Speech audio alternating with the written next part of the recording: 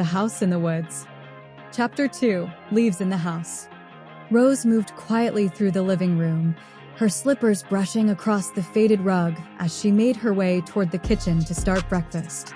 The early morning light crept through frosted windows, casting soft golden patches on the walls.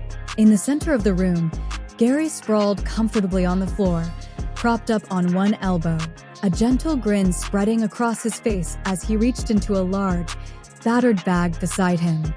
Ryan knelt eagerly by Gary's side, his small hands clasped in anticipation, eyes shining with delight.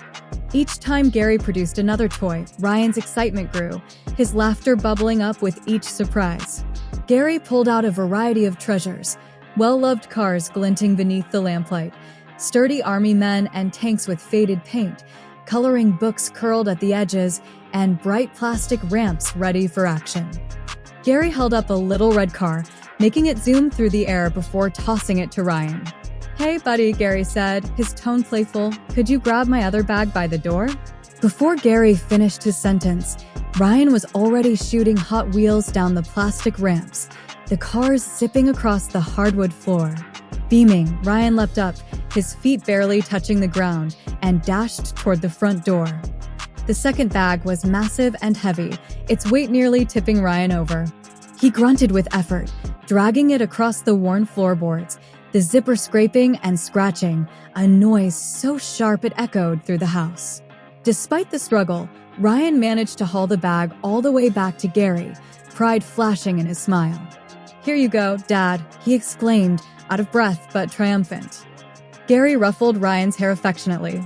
"Thanks, champ. I've got one more surprise in here for you." The first bag had been packed to the brim, and Ryan couldn't imagine what else his father might have brought.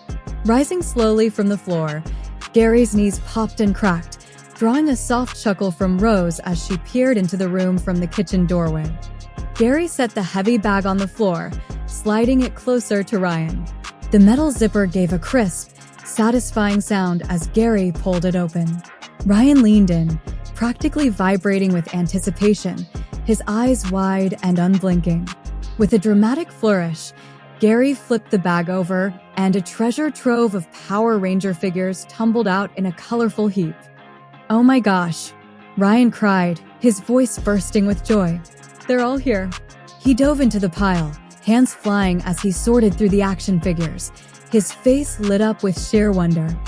From the kitchen, Rose couldn't help but smile, her heart warming at the sight of Ryan's happiness. Gary turned to her, his eyes twinkling as he walked over. "So," he asked with a gentle, teasing note in his voice, "what's going on with the water this morning?" Rose turned toward the sink, twisted the knob, and frowned when nothing but air sputtered out, "No water." Confusion flickered on her face. "It was working fine last night," she said, hanging her head slightly and silently scolding herself for not doing the dishes when she had the chance. Gary moved closer, leaning in from behind and reaching past her, their bodies touching in the narrow space. He grinned, gently brushing Rose's hair behind her ear before whispering, "Let me see." He twisted the faucet knobs, but still, nothing happened, no water. The tension in Rose built, mingling anxiety with a subtle comfort as she felt the warmth of Gary pressed against her. The familiar scent of his cologne, a musky fragrance she had always loved, washed over her, stirring memories of their time together. "You still smell as good as you always did," Rose said, glancing up at him. Gary smiled and asked, "Did you leave the water dripping last night?" "It was freezing out." Rose stepped away, the rush of emotions and memories dissipating as she moved out of Gary's embrace. "Yes, I left the damn water dripping, Gary." "I'm not an idiot," she snapped, walking to the table and beginning to clear it off. Gary, visibly stirred by Rose's coldness, said, "I'll go check the crawl space and see if it's frozen." "Okay," Rose replied. Gary walked to the back door, turning toward Rose as he opened it. "It will only take a minute," he said, stepping outside. As he shut the door behind him, it slammed, startling Rose. She muttered to herself, "Why does everyone always slam the door?" Frustration building, Rose walked to the refrigerator and took out bacon, scrapple, and eggs, setting them on the counter. Before closing the refrigerator door, She looked at it, a sense of failure settling over her as she surveyed the mostly empty shelves. Only a half-filled jar of pickles, about a year old, and some condiments sat in disarray across the bare shelves. A spot of dried milk marked where the gallon usually stood. She wondered, what are we going to do for Christmas dinner? Ryan, still playing with his toys on the living room floor, was startled along with Rose by another knock at the door. This time it was softer, just a few gentle taps. Do you want me to get the door? Ryan asked. Rose replied, no, I'll get it. You keep playing, baby. She walked past Ryan, stepping over the massive pile of toys, thinking to herself, just another mess for me to clean, as she made her way to the door. Rose opened the door, squinting as the bright morning sun spilled into the entryway. Dust and smoke hung in the air, briefly blurring her vision. She glanced around, but the porch was empty, except for several bags of groceries lined up along the wetboards, stretching from one end to the other. Rose hesitated, puzzled. Suddenly, the roar of an engine broke the silence. She saw a white van idling at the curb, its exhaust trailing wisps of smoke. The van bore markings along its side, but the haze made them hard to read. Before Rose could step out or call after the driver, the van spun its tires and sped away down the street. Approaching the bags, Rose noticed that each one was labeled with her name and Ryan's. Realizing this couldn't be a mistake, she wondered who had left such a generous gift. Overhead, the flapping of wings grew louder, and Rose listened as a flock of birds flew by. She turned back toward the house and called out, Ryan, come help me, sweetheart. Ryan bounded into the doorway, his eyes wide as he took in the bounty on the porch. Wow, Mom! Did you get all this food? He exclaimed. Rose smiled, warmth and relief mixing with her astonishment. I'm not sure where it came from, but it's ours. Help me bring it inside, honey. Okay, Ryan chirped, eagerly grabbing a few bags and dashing into the kitchen. He dropped them with a clatter, snacks tumbling onto the floor.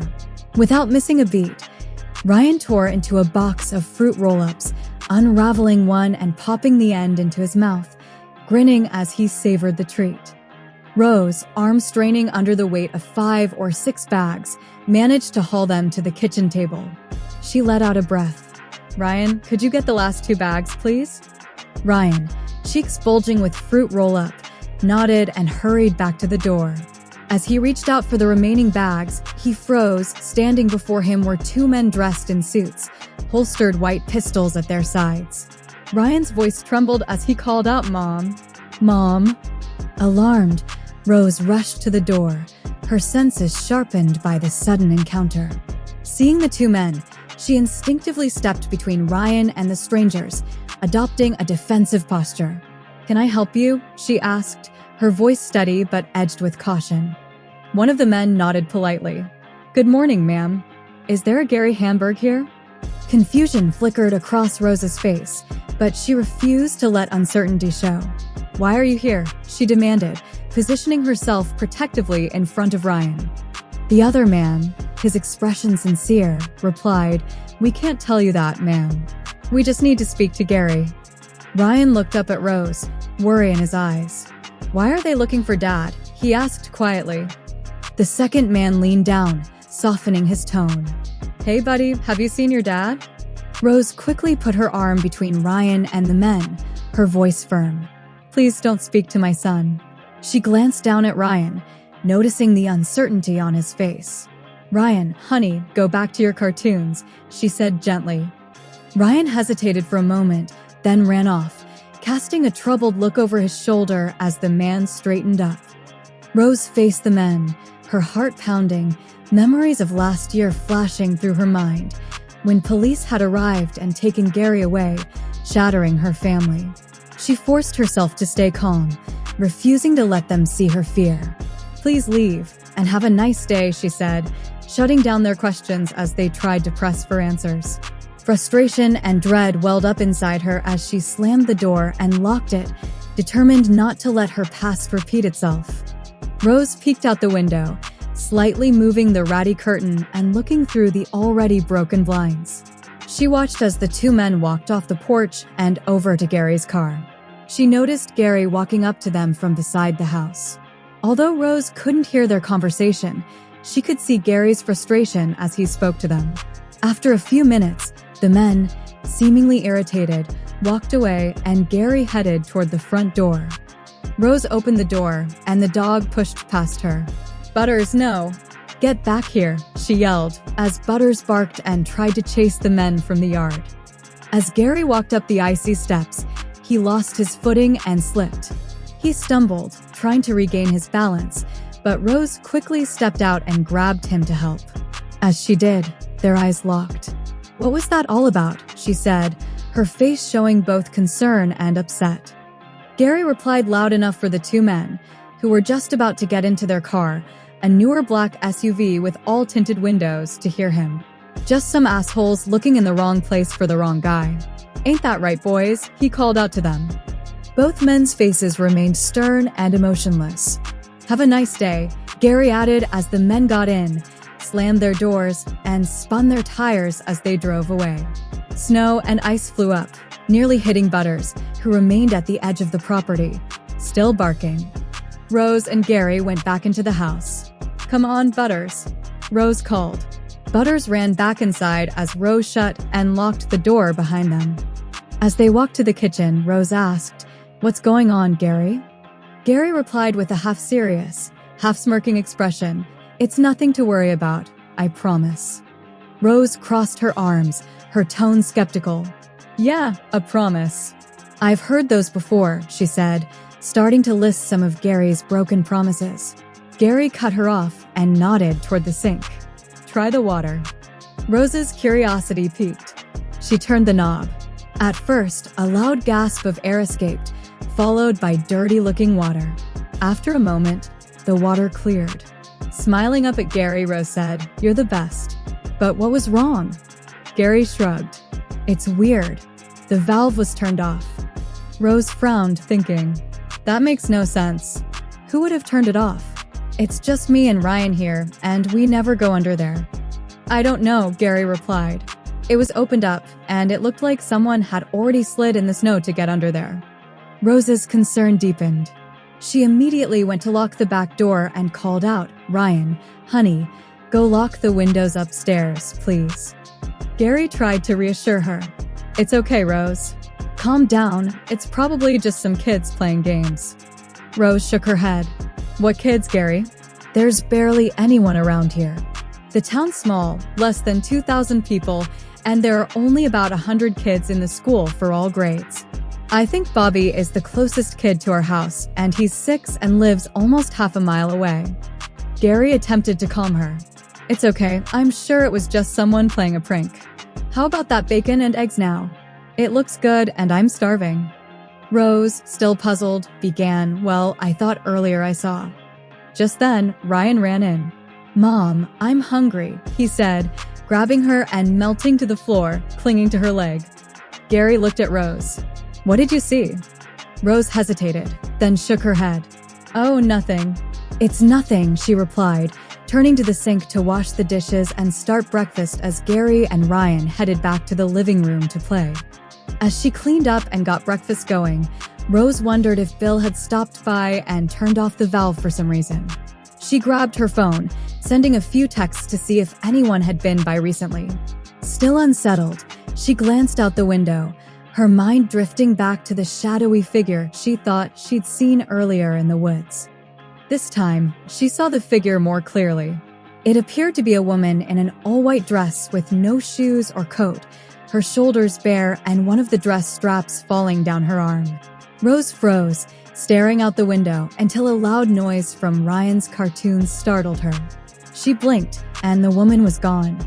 Shaken, Rose simply shook her head, telling herself she must still be tired and that her eyes were playing tricks on her. She didn't say anything and continued making breakfast. She called Gary and Ryan into the kitchen. "Breakfast is ready, boys." She put down 2 plates of bacon, eggs, and scrapple. Steam rose from the plates, and the delicious smell filled the air. Rose put music back on her phone as the boys sat down, telling her how great everything looked and smelled. Without hesitation, they dug in. Rose opened the fridge to put away the groceries still sitting all around the kitchen. "Do you want ketchup?" she asked Ryan. He replied with a piece of bacon halfway out of his mouth. Yes, lots, please." Rose grabbed the ketchup bottle and started to squeeze it, gently reminding Ryan not to talk with food in his mouth and to keep his elbows off the table. "Yes, Mom," he mumbled, bacon still in his mouth. "Oh, I'm sorry," he added, quickly pulling his arms off the table. Ryan clenched his Power Ranger toy, which he had hidden in his lap under the tablecloth. Rose repeated, "You know the rules. No chewing with your mouth open, no talking with food in your mouth, elbows off the table, and no toys at the table," glancing down to hint that she knew about Ryan's toy. Ryan grinned sheepishly as he wiped ketchup from his chin, while Gary gave Rose a thumbs up before diving into his eggs.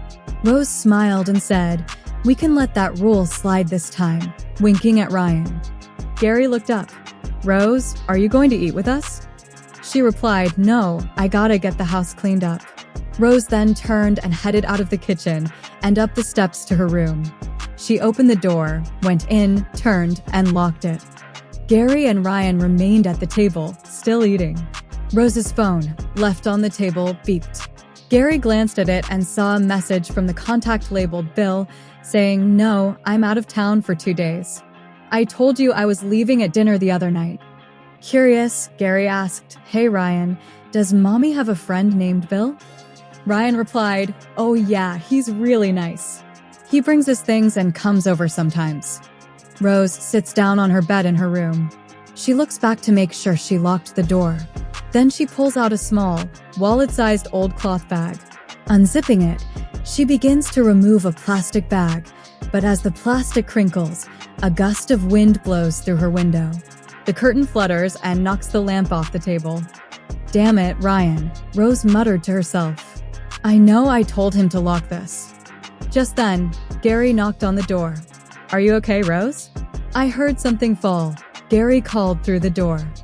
Startled for a moment, Rose quickly stuffed everything back into the bag, zipped it up, and placed it in the drawer.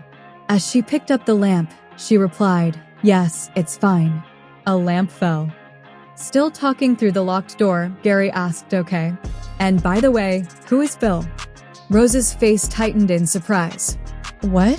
Were you going through my phone?" she exclaimed, rushing to the door. She opened it and saw Gary standing there with her phone in his hand. She snatched the phone away and said sharply, "You have no right," visibly angry, and slammed the door before returning to her spot on the bed. Sitting down with her phone in her lap, Rose opened the drawer, glancing back and forth between the phone and the bag. After a moment, she closed the drawer, leaving the bag inside, and got up to head downstairs. As she walked back into the kitchen, she shot a quick look at Gary. "If you must know, not that it's any of your business, Bill is a friend I met at a meeting," Rose said, annoyance still in her voice.